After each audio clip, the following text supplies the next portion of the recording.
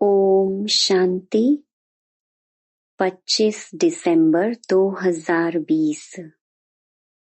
आप सभी भाई बहनों को क्रिसमस के त्योहार की बहुत बहुत शुभकामनाएं। Happy Christmas. बाबा के महावाक्य। मीठे बच्चे, जब तक जीना है बाप को याद करना है। याद से ही आयु बढ़ेगी। पढ़ाई का तंत सार ही है याद। प्रश्न, तुम बच्चों का अतीन्द्रिय सुख गाया हुआ है, क्यों? उत्तर, क्योंकि तुम सदा ही बाबा की याद में खुशियां मनाते हो। अभी तुम्हारी सदा ही क्रिसमस है। तुम्हें भगवान पढ़ाते हैं। इससे बड़ी खुशी और क्या होगी। यह रोज की खुशी है, इसलिए तुम्हारा ही अतीन्द्रिय सुख गाया हुआ है। गीत। नैनहीन को राह दिखाओ प्रभु। ओम शांति। ज्ञान का तीसरा नेत्र देने वाला रूहानी बाप रूहानी बच्चों को समझाते हैं। ज्ञान का तीसरा नेत्र सिवाय बाप के कोई दे नहीं सकता। तो अभी बच्चों को ज्ञान का नेत्र मिला है। अभी बाप ने समझाया है कि भक्ति मार्ग है ही अंधियारा मार्ग। जैसे रात में सोझरा नहीं होता है तो मनुष्य धक्के खाते हैं। गाया भी जाता है, ब्रह्मा की रात ब्रह्मा का दिन। सतयुग में यह नहीं कहेंगे कि हमको राह बताओ, क्योंकि अभी तुमको राह मिल रही है। बाप आकर के मुक्ति धाम और जीवन मुक्ति धाम की राह बता रहे हैं। अभी तुम पुरुषार्थ कर रहे हो। अभी जानते हो कि बाकी थोड़ा समय है। दुनिया तो बदलने वाली है। यह तो गीत भी बने हुए हैं। दुनिया बदलने वाली है, परंतु मनुष्य बेचारे जानते नहीं हैं कि दुनिया कब बदलनी है, कैसे बदलनी है, कौन बदलाते हैं। क्योंकि तीसरा नेत्र तो ज्ञान का है नहीं। अभी तुम बच्चों को यह तीसरा नेत्र मिला है, जिससे तुम इस सृष्टि चक्र के आदि मध्य अंत को जान गए हो। और यही तुम्हारी बुद्धि में ज्ञान का सैक्रीन है। जैसे थोड़ी सी सैक्रीन बहुत मीठी होती है, वैसे यह ज्ञान के 2 अक्षर मन मना भव, यही सबसे मीठी चीज है। बस बाप को याद करो। बाप आते हैं और आकर के रास्ता बताते हैं। कहाँ का रास्ता बताते हैं? शांति धाम और सुख धाम का। तो बच्चों को खुशी होती है। दुनिया नहीं जानती है कि खुशियाँ कब मनाई जाती हैं। खुशियाँ तो नई दुनिया में मनाई जाएंगी ना। यह तो बिल्कुल कॉमन बात है कि पुरानी दुनिया में खुशियाँ कहाँ से आईं। पुरानी दुनिया में मनुष्य त्राही त्राही कर रहे हैं, क्योंकि तमो प्रधान है। तमो प्रधान दुनिया में खुशियाँ कहाँ से आईं? सतयुग का ज्ञान तो कोई में भी नहीं है। इसलिए बेचारे यहाँ खुशियां मनाते रहते हैं। देखो क्रिसमस की खुशियां भी कितनी मनाते हैं। बाबा तो कहते हैं कि अगर खुशियों की बात पूछनी हो तो गोप गोपियों से, मेरे बच्चों से पूछो, क्योंकि बाप बहुत सहज रास्ता बता रहे हैं।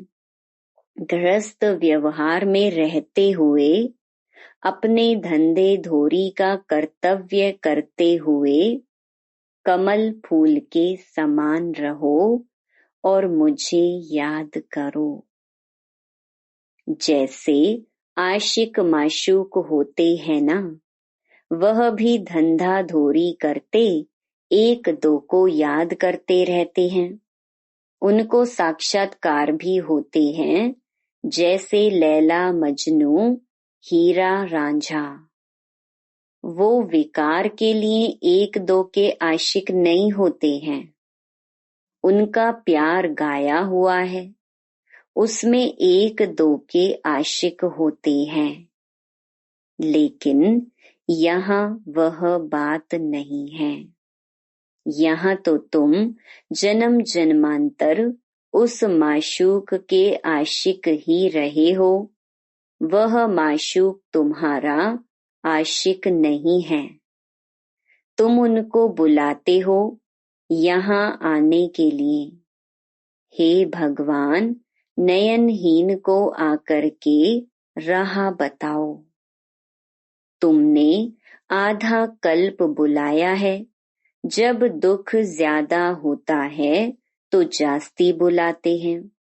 जास्ती दुख में जास्ती सिमरन करने वाले भी होते हैं। देखो अभी कितने याद करने वाले ढेर के ढेर हैं।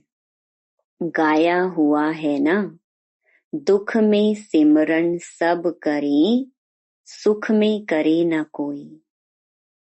जितना देरी होती जाती है उतना तमो प्रधान ज्यादा होते जाते हैं।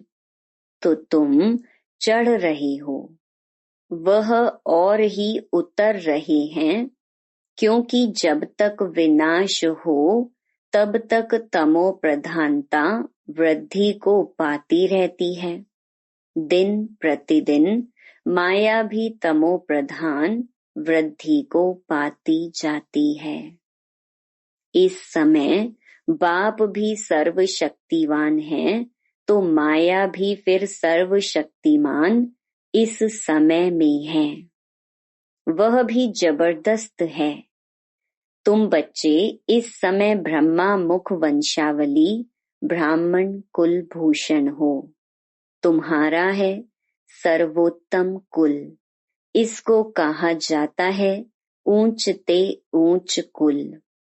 इस समय तुम्हारा यह जीवन अमूल्य है।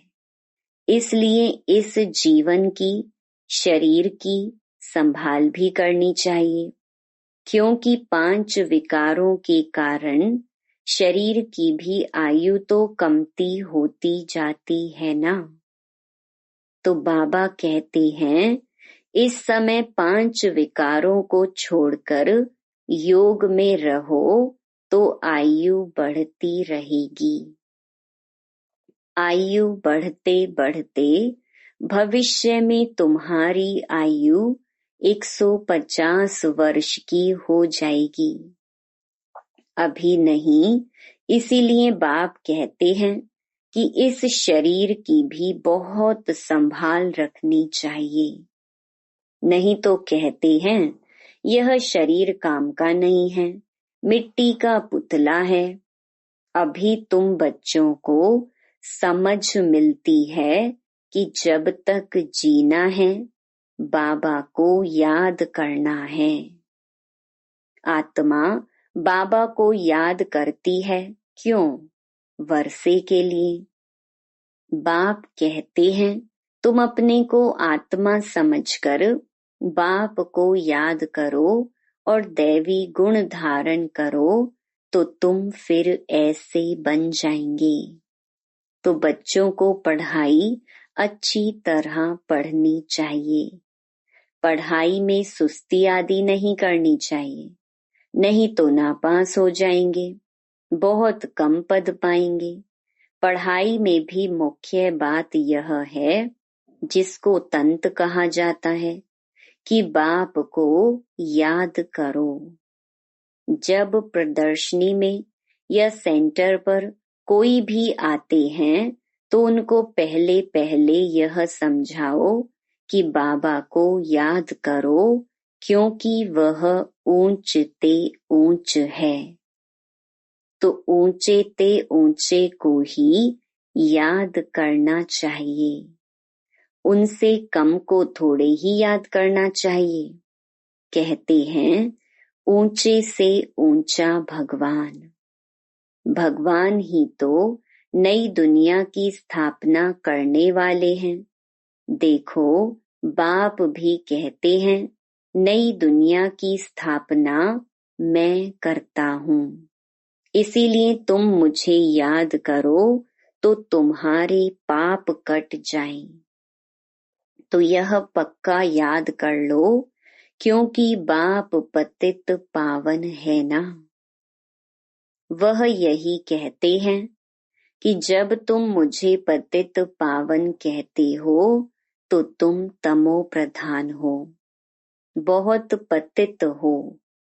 अभी तुम पावन बनो। बाप आकर के बच्चों को समझाते हैं कि तुम्हारे अभी सुख के दिन आने वाले हैं, दुख के दिन पूरे हुए हैं।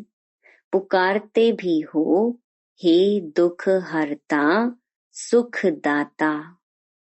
तो जानते तो हो ना कि बरोबर सतयुग में सब सुखी ही सुखी हैं। तो बाप बच्चों को कहते हैं कि सभी शांति धाम और सुख धाम को याद करते रहो। यह है संगम युग, खिवैया तुमको पार ले जाते हैं। बाकी इसमें कोई खिवैया या नैया की बात है नहीं। यह तो महिमा कर देते हैं कि नैया को पार लगाओ। अब एक की नैया तो पार नहीं लगनी है ना, सारे दुनिया की नैया को पार लगाना है। यह सारी दुनिया जैसे एक बहुत बड़ा जहाज है, इनको पार लगाते हैं। तो तुम बच्चों को बहुत खुशी मनानी चाहिए, क्योंकि तुम्हारे लिए सदैव खुशी है, सदैव क्रिसमस है। जब से तुम बच्चों को बाप मिला है, तुम्हारी क्रिसमस सदैव है। इसलिए अतीन्द्रिय सुख गाया हुआ है। देखो, यह सदैव खुश रहते हैं। क्यों? अरे, बेहद का बाप मिला है, वह हमको पढ़ा रहे हैं, तो यह रोज की खुशी होनी चाहिए ना। बेहद का बाप पढ़ा रहे हैं, वाह! कभी कोई ने सुना? गीता में भी भगवानुवाच है कि मैं तुमको राजयोग सिखलाता हूँ। जैसे वह लोग बैरिस्ट्री योग, सर्जनरी योग सिखलाते हैं, मैं तुम रूहानी बच्चों को राजयोग सिखाता हूँ।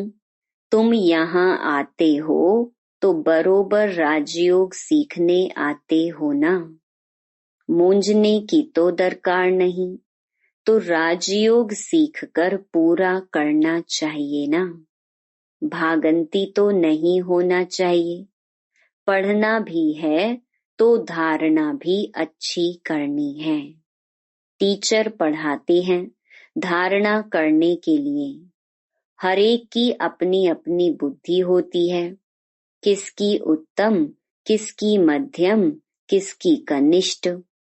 तो अपने से पूछना चाहिए कि मैं उत्तम हूँ, मध्यम हूँ या कनिष्ठ हूँ। अपने को आपे ही परखना चाहिए कि मैं ऐसे ऊंचे ते ऊंचा इम्तिहान पास करके ऊंच पद पाने के लायक हूँ। मैं सर्विस करता हूँ। बाप कहते हैं बच्चे सर्विसेबल बनो, बाबा को फॉलो करो, क्योंकि मैं भी तो सर्विस करता हूँ ना। आया ही हूँ सर्विस करने के लिए और रोज रोज सर्विस करता हूँ, क्योंकि रथ भी तो लिया है ना। रथ भी मजबूत अच्छा है और सर्विस तो इनकी सदैव है। बाप दादा तो इनके रथ में सदैव हैं। भले इनका शरीर बीमार पड़ जाए, मैं तो बैठा हूं ना। तो मैं इनके अंदर में बैठ करके लिखता भी हूँ। अगर यह मुख से नहीं भी बोल सके तो मैं लिख सकता हूँ। मुरली नहीं मिस होती है। जब तक बैठ सके लिख सके तो मैं मुरली भी बजाता हूँ। बच्चों को लिख करके भेज देता हूँ, क्योंकि सर्विसेबल हूँ ना। तो बाप आकर के समझाते हैं कि तुम अपने को आत्मा समझ करके निश्चय बुद्धि हो करके सर्विस में लग जाओ। बाप की service on God fatherly service.